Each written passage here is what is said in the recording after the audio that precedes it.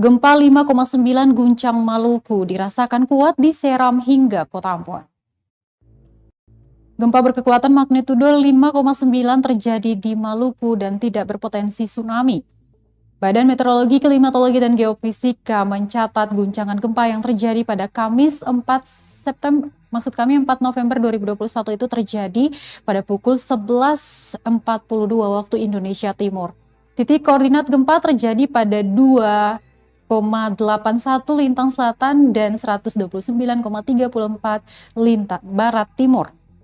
Atas gempa yang terjadi, BMKG melansir tak ada potensi tsunami. Gempa berpusat di laut dengan jarak 16 km barat Wahai, Maluku Tengah, dan 27 km timur laut Sawai, Maluku Tengah.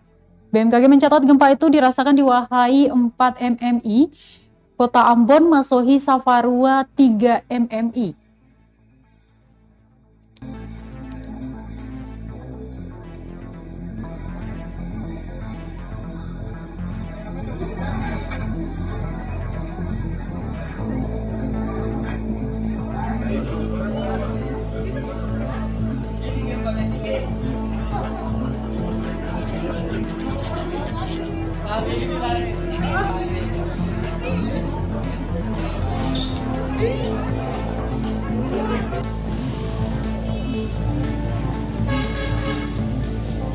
Mari di Sumber juga.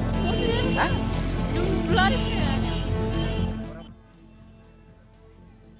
Terima kasih sudah nonton.